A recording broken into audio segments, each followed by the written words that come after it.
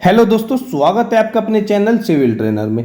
दोस्तों, जैसा कि आप जानते हो कि कुछ ठेकेदार ऐसे होते हैं जो आपको बेवकूफ़ बनाने की कोशिश करते हैं। तो दोस्तों, आज के इस वीडियो में मैं आपको 15 ऐसी बातें बताऊंगा कि जहां जहां पर ठेकेदार आपको बेवकूफ़ बनाने की कोशिश करते हैं। अब इन बातों का आपको ध्यान रखना क्यों जरूरी है? एक तो दोस्तों आपके घर की मजबूती बिगड़ जाती है और दूसरा आपका पैसा भी वेस्ट होता है। अब दोस्तों, घर बनाते हुए ठेकेदार आपको कहां कहां पर बेवकूफ बनाने की कोशिश करेगा, आज की इस वीडियो में जानेंगे पूरी डिटेल से। दोस्तों, मैं पक्का आपसे प्रॉमिस करता हूं, आज की यह वीडियो देखने के बाद आप ठेकेदार से बेवकूफ तो बिल्कुल नहीं बनोगे और आपका घर मजबूत भी बनेगा और आपका पैसा भी सेफ होगा। तो दोस्तों, बने रहिए वीडियो के एंड तक। वीडियो स्टार्ट करने से पहले प्लीज वीडियो को लाइक, शेयर और सब्सक्राइब करना बिल्कुल ना भूलें। तो ज्यादा देरी न करते हुए चलते हैं हमारे मेन टॉपिक। तो सबसे पहले आता है आपका ड्राइंग और एस्टीमेट। जी हाँ दोस्तों, घर बनाने से पहले आपको पहले ही अपनी ड्राइंग और एस्टीमेट जरूर बनवा लेना चाहिए। दोस्तों, यह ड्राइंग और एस्टीमेट आप किसी सिविल इंजीनियर, आर्किटेक्ट से बनवा सकते हैं। इससे आपको यह फायदा होगा, एक तो ठेकेदार आपको बेवकूफ नहीं बना पाएगा, आपको पहले से ही पता होगा कि आपका कितना कितना मटेरियल अप्रोक्सीमेटली लगेगा। दूसरा, आपको ड्राइंग के थ्रू यह पहले से ही पता होगा कि आपके घर का नक्शा कैसा रहेगा, आपके रूम का क्या साइज रहेगा, टॉयलेट का क्या साइज रहेगा, बेडरूम का क्या साइज रहेगा, हॉल वगैरह का क्या क्या साइज रहेगा। तो यह सब आपको पहले से ही क्लियर रहेगा। दोस्तों, अगर आप 2D 3D ड्राइंग या फिर कोई एस्टीमेट बनवाना चाहते हैं तो दिए गए इस व्हाट्सएप नंबर पर आप मैसेज कर सकते हो। सेकंड पॉइंट है फुटिंग डेप्थ। दोस्तों, ठेकेदार आपको यहां पर बेवकूफ बनाने की जरूर कोशिश करेगा। वह आपको बोलेगा कि आपको फुटिंग की डेप्थ 6 फीट या 7 फीट क्यों रखनी है, इसकी तो कोई जरूरत ही नहीं, आर्किटेक्ट इंजीनियर ने आपको गलत बताया। दोस्तों, वह बोलेगा कि आपको 3 या 4 फीट में भी बना सकते हो, इससे आपका कुछ नहीं बिगड़ता। और मैंने तो बहुत सारे घर बनाए हैं, किसी में कोई प्रॉब्लम नहीं आई। आपको ठेकेदार की इन बातों में नहीं आना। आपको ध्यान रखना है कि जो भी आपको आर्किटेक्ट इंजीनियर ने बताया है, 6 फीट तो 6 फीट या 7 फीट तो 7 फीट की ही गहराई आपको फुटिंग की रखनी है, क्योंकि फुटिंग की डेप्थ भी बहुत सारी कंडीशन को देखकर डिजाइन की जाती है। जैसे मकान का टोटल लोड कितना रहेगा, मिट्टी की सोयल बेरिंग कैपेसिटी कैसी रहेगी, उसकी कंडीशन क्या है, और साथ ही आपका फ्यूचर प्लान क्या क्या है। दोस्तों, मान लीजिए आज आपने 2 मंजिला घर बनाया है, हो सकता है इन फ्यूचर आप इसको 3 मंजिल या फिर 4 मंजिल बनाना चाहते हैं, तो आपका फ्यूचर प्लान देखकर ही इंजीनियर या आर्किटेक्ट आपकी फुटिंग की डेप्थ को डिजाइन करता है। तो जब भी आप फुटिंग या फाउंडेशन की खुदाई कराएं तो किसी आर्किटेक्ट या इंजीनियर से सलाह जरूर करें। थर्ड, कॉन्ट्रैक्टर आपके प्लिंथ बीम के नीचे 1 या 2 रद्दा देकर ही बीम डाल देते हैं, जो कि बिल्कुल गलत है। आपको कम से कम बीम के नीचे 2 या 2.5 फीट का ब्रिक वर्क जरूर कराना चाहिए, पर कॉन्ट्रैक्टर आपको बोलता है इससे कुछ नहीं होता, सारा लोड तो बीम ही ले लेता है। लेकिन आपके घर की फ्लोरिंग को डिस्ट्रीब्यूट करने के लिए, यानी कि अलग अलग पार्ट में डिवाइड करने के लिए और मिट्टी के फोर्स को स्टेबल करने के लिए प्लिंथ बीम के नीचे ब्रिक वर्क का होना बहुत ज्यादा जरूरी होता है। दूसरा, कई कॉन्ट्रैक्टर ऐसा करते हैं कि आपके सिर्फ आउटर के प्लिंथ बीम के नीचे ब्रिक वर्क दे देते हैं और इनर यानी कि अंदर के प्लिंथ बीम के नीचे ब्रिक वर्क नहीं देते, जो कि बिल्कुल गलत है। आपको दोस्तों ध्यान रखना है कि आपको सभी आउटर के प्लिंथ बीम के नीचे तो ब्रिक वर्क देना ही देना है, साथ ही आपको अंदर के यानी कि इनर साइड के प्लिंथ बीम के सभी प्लिंथ बीम के नीचे ब्रिक वर्क जरूर कराना है। फोर्थ पॉइंट है डीपीसी।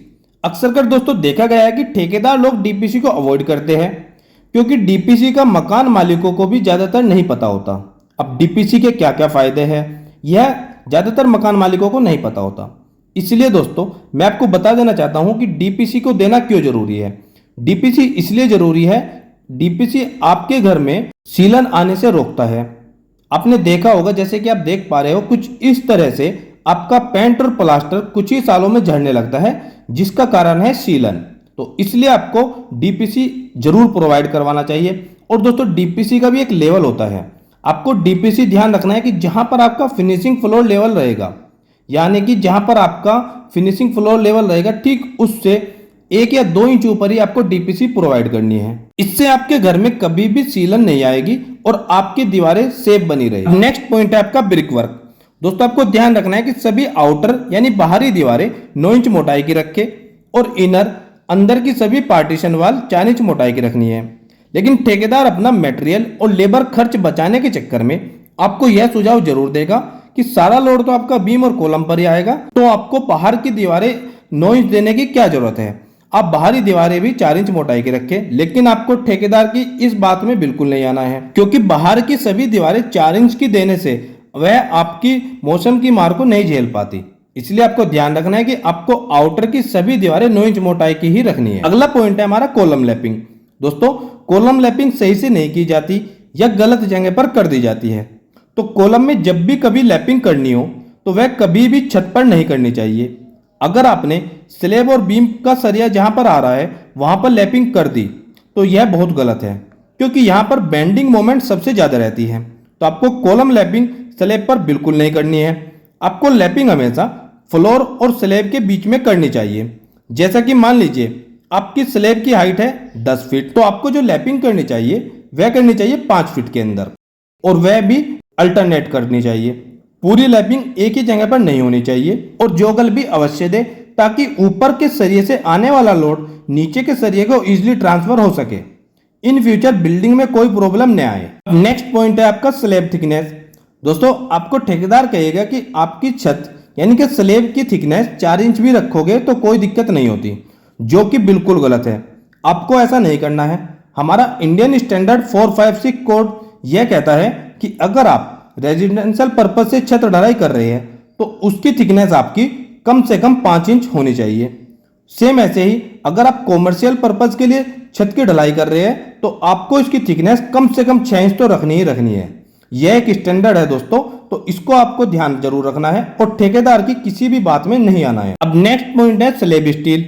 दोस्तों, आपको ध्यान रखना है कि छत में आप 8 और 10 mm का सरिया दे सकते हो, पर ठेकेदार आपसे बोलेगा कि कोई प्रॉब्लम नहीं आती, आप सब सरिया 8 mm का रख दीजिए। लेकिन आपको ऐसा नहीं करना है। आप 8 और 10 mm का सरिया दे सकते हो, बशर्ते आपको मेन जो आपका बार रहेगा वह आपको 10 mm का रखना है और डिस्ट्रीब्यूशन बार आप 8 mm का दे सकते हो। तो इस बात का भी आपको जरूर ध्यान रखना है कि छत में आपको मेन और डिस्ट्रीब्यूशन दोनों बार 8 mm के तो बिल्कुल नहीं देने हैं, जो आपको ठेकेदार जरूर बोलेगा। नेक्स्ट पॉइंट है आपका स्टेयरकेस स्टील। दोस्तों, अक्सर अगर आपने देखा होगा कि स्टेयरकेस की जो वेस्ट स्लैब होती है उसमें सिर्फ सिंगल जाल बांध देते हैं, जो कि बिल्कुल गलत है। दोस्तों, पहले तो आपको ध्यान रखना है कि आपके स्टेयरकेस स्टील में 12 mm से कम डाया का बार बिल्कुल नहीं होना चाहिए। दूसरा, जो आपका स्टेयरकेस में ऊपर और नीचे इन दोनों जगह पर आपको L/4 तक के डबल जाल देना है। तो इन बात को आपको जरूर ध्यान रखना है। अगला पॉइंट है हमारा कवर ब्लॉक, जो कि बहुत ही इंपॉर्टेंट है। दोस्तों, घर की मजबूती के लिए कवर ब्लॉक का होना बहुत ज्यादा जरूरी है। अक्सर अगर आपने घरों के सरिये को कुछ इस तरह से बाहर निकलकर जंग खाया हुआ देखा होगा, इसका क्या कारण है?